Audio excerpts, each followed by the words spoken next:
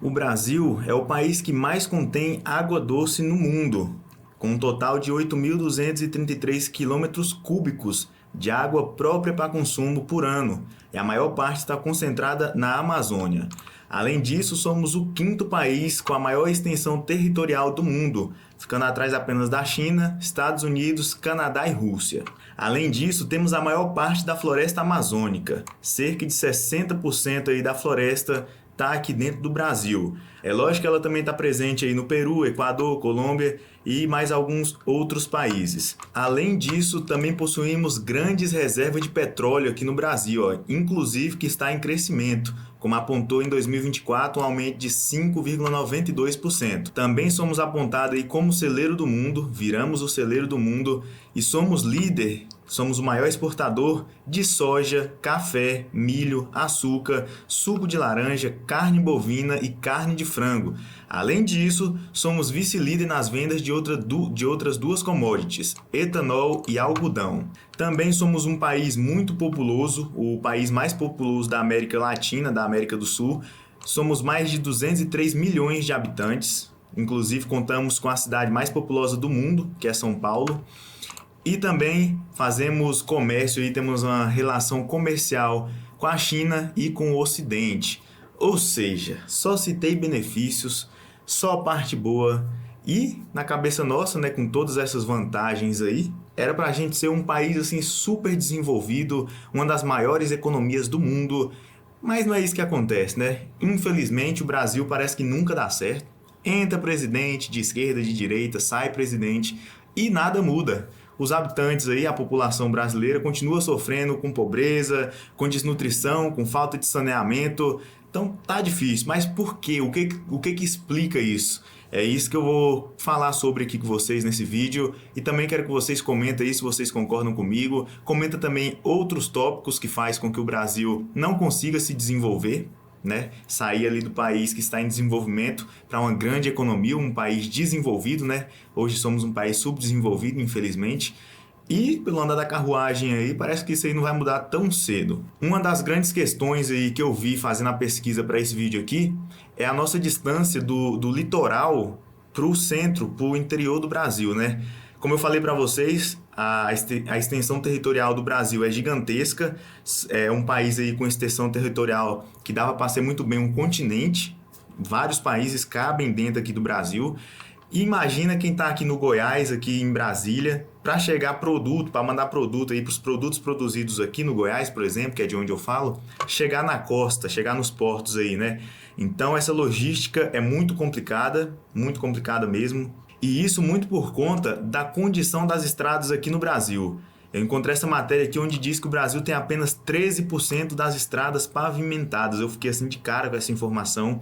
Estima-se que cerca de 70% da carga transportada no Brasil é movimentada por rodovias, enquanto 18% passam por ferrovias.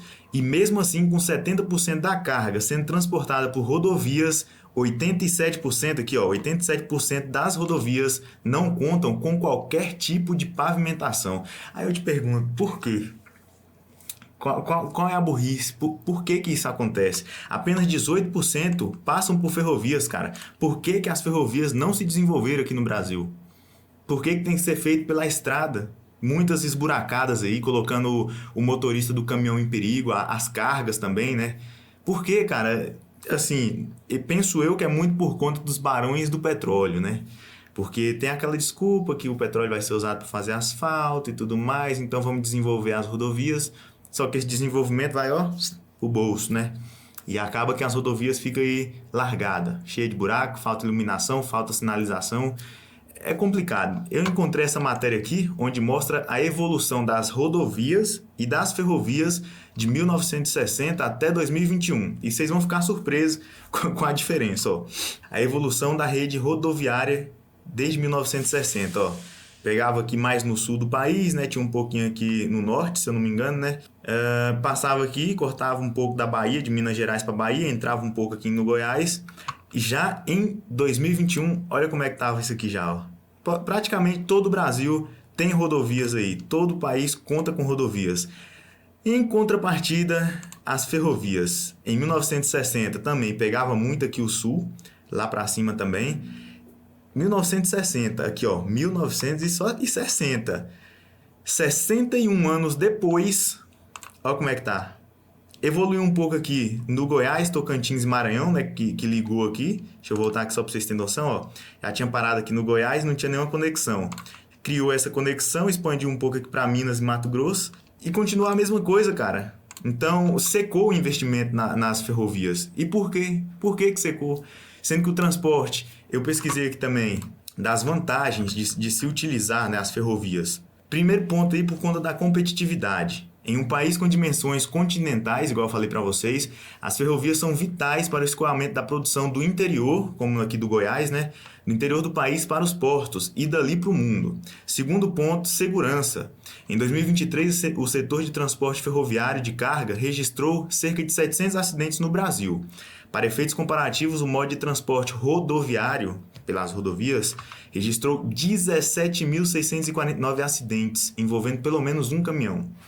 700 acidentes envolvendo ferrovia, 17 mil envolvendo rodovia. Outro ponto aí, por conta do impacto ambiental, né? As ferrovias são responsáveis pelo transporte de cerca de 20% da carga no Brasil, mas suas emissões representam apenas 2% do total do setor no país. Então, pelas rodovias, os caminhões emitem muito mais gás poluente aí do que as ferrovias, né? Só é responsável por 2% das ferrovias, das emissões prejudiciais, né? E o quarto ponto, por conta do emprego. Em 2023, as ferrovias foram responsáveis pelo emprego direto de cerca de 45 mil empregados e pagaram cerca de 9 bilhões em tributos aos cofres públicos.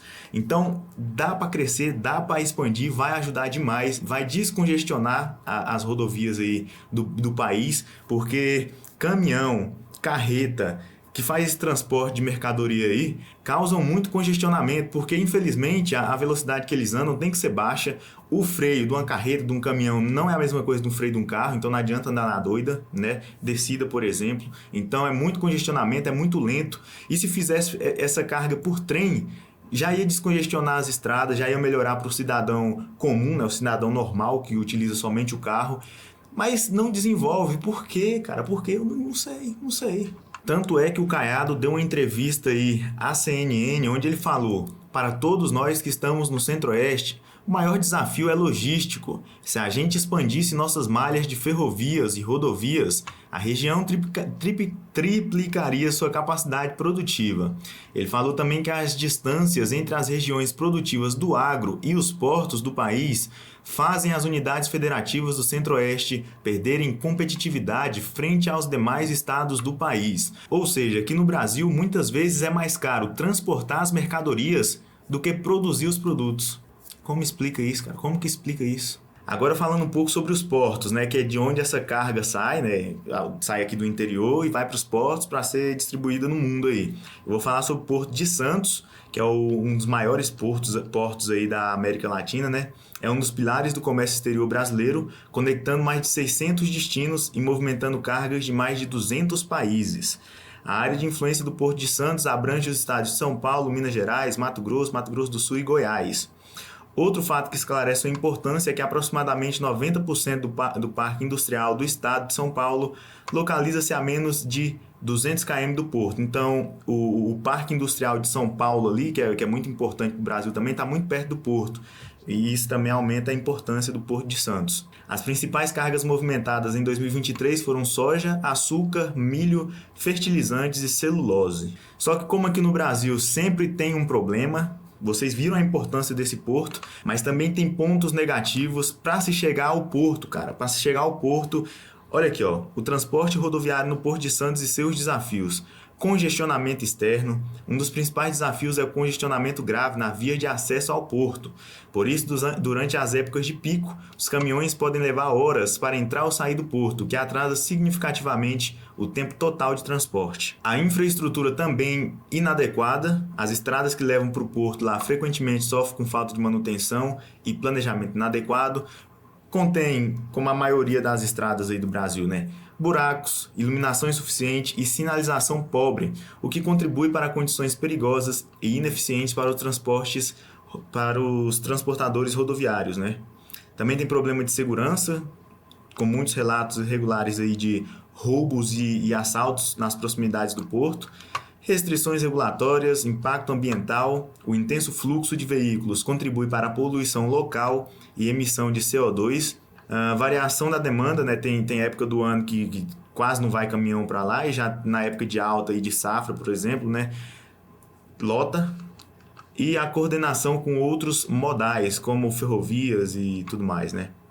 E hidrovias. Outro ponto que eu falei com vocês é a importância da floresta amazônica. É apelidada aí de pulmão do mundo, e não é por acaso, né? Tem um papel muito importante aí no mundo, e 60% da floresta está aqui dentro do Brasil, o que gera muito debate também. Muitos países da Europa querem meter o bedelho aqui em como a gente administra a floresta e tudo mais, e realmente eu acho que tem que ser feita uma preservação muito grande da floresta, porque imagina se a floresta amazônica acaba um dia, desmata tanto que a floresta acaba um dia. Estamos lascados. E aí eu pesquisei aqui, ó, falando sobre desmatamento, que tinha caído em 2024, aí já no governo do Lula, tinha caído 30%, ó. O desmatamento caiu 30% no Brasil em 2024, só que em 2025 já cresceu esse número aí, 92% da Amazônia foi desmatada por queimadas no mês de maio. Então, entra presidente, bateram muito no Bolsonaro, que na época que ele estava, bateu recorde de queimada, de desmatamento, que estava acabando com a Amazônia, salva a Amazônia, né? Só que agora também no governo Lula aí, desmatamento, ó, em maio de 2025 alcançou 960 km², o que representa uma alta de 92% em relação ao mesmo mês de 2024, como eu falei para vocês, e tinha tido uma queda aqui de 30%, né? Só que agora, como é o Lula, né? É o papai Lula que tá lá, ninguém fala nada, tá tudo certo, pode desmatar, pode queimar, né? Falando do Lula aí também, né, que eu acho que é um dos principais problemas do Brasil há muito tempo, porque o PT já está aí há 4, 5 mandatos, se eu não me engano, e esses são culpados em grande parte porque o Brasil não consegue se desenvolver. E falando dele aí, ele cobra, né, esses países que quer ficar falando como a gente deve administrar a Amazônia, ele cobra o investimento desses países, cobra ajuda de países por preservação ambiental. Muito já falou que ia enviar dinheiro, que ia mandar dinheiro para ajudar na preservação, mas fica só no discurso e esse dinheiro nunca chega. Inclusive ele falou aqui, ó, o problema é que todos os países ricos, desde a COP15, que eu participei quando era presidente em 2009, prometem dinheiro, prometem fundo, mas a verdade é que esse fundo de 100 bilhões nunca aparece. E assim, eu não sei se é ruim ou se é bom esse dinheiro não aparecer, porque a gente conhece os governadores, os governantes que a gente tem aqui no Brasil, né? Se vier um fundo aqui de 100 bilhões para o Brasil, quanto desse dinheiro vai ser usado realmente para preservar a Amazônia? Me diga aí, vocês acham que esse dinheiro vai ser usado integralmente aí, ó, totalmente, para preservar a Amazônia? 100 bilhões? Não vai ter um desvio aqui, um desvio ali, e vai acabar que 1 bilhão vai para a Amazônia. Se for 1 bilhão, vai ser muito já, né? Então eu também não sei, tá cobrando aí. Mais um ponto aí que pode acender assim, uma esperança do Brasil se desenvolver é o BRICS, né? Com Brasil, Rússia, Índia, China e África do Sul. Brasil tendo parceria forte, como já tem, a China hoje é o maior importador de produtos do Brasil, né? Então essa parceria entre o Brasil e a China já está muito forte. A China está brigando para ser a maior potência mundial, está aqui, ó, pertinho dos Estados Unidos. Então essa proximidade do Brasil com a China pode ser benéfica, né? Se a gente parar de ser, como eu vou dizer para vocês, de ser bons mocinhos e só tirar aqui, extrai daqui, manda para lá. Eles pega as matérias que a gente manda daqui, produz lá os produtos, celulares, qualquer tipo de produto, e a gente vai e compra deles, com preço muito mais elevado. Eu não entendo qual é a logística, velho. O Brasil é rico em minerais, em recursos naturais, mas não produz nada aqui, cara. Eu não entendo porque ele não produz nada aqui, é sempre extraído aqui e mandar lá para fora. Aí você extrai, eles compram aqui porque manda o material bruto para eles, então eles pagam um valor abaixo, né? Se a gente tem aqui, produz aqui, manda o produto para lá, a gente ia lucrar 100%. Mas não, a gente tira aqui o bruto, manda para eles pagam isso aqui. A hora que a gente vai comprar deles de volta, a gente já paga 10 vezes mais, cara. Então, eu não entendo essa logística. Mas outra vez, como no Brasil nada é 100% perfeito, o BRICS também não vai ser nossa salvação. Inclusive, o Brasil já está em guerra aí, eu acho que vocês estão acompanhando o que está acontecendo entre o Brasil e os Estados Unidos, com essa taxação, Lula desafiando o Trump também não dá o braço a torcer. A China já entrou na disputa aí da América Latina, né, com os Estados Unidos, investindo bilhões em infraestrutura. Ou seja, o Brasil está brigando com os Estados Unidos, que é a maior potência mundial hoje, está criando aliança com a China, que pode ser a maior potência mundial amanhã, e a gente está perdendo hoje na esperança de ganhar amanhã. Eu acho que é um tiro no pé, eu acho que o Brasil tinha que ficar neutro, fazer comércio com os dois, é o que eu acho. Só que o Lula, né, cara, o Lula, assim, o que esperar do Lula, né? Ele que começou isso, muita gente acha que o Trump que quis colocar essa tarifa de 50% em cima do Brasil do nada, mas foi o Lula que começou. Teve a cúpula do BRICS aqui no Brasil, ele começou a falar sobre a desdolarização, né, do dólar, lógico, a defender a criação de uma moeda aí do BRICS, ou seja, enfraquecer o dólar. Falou do Trump, falou dos Estados Unidos, então o cara estava num ambiente ali onde tem vários países importantes, com a Rússia, que é uma potência também, o maior país em extensão territorial, se eu não me engano, né? Onde tem a Índia, que é o país mais populoso do mundo, tem a China, que é o segundo maior país populoso do mundo.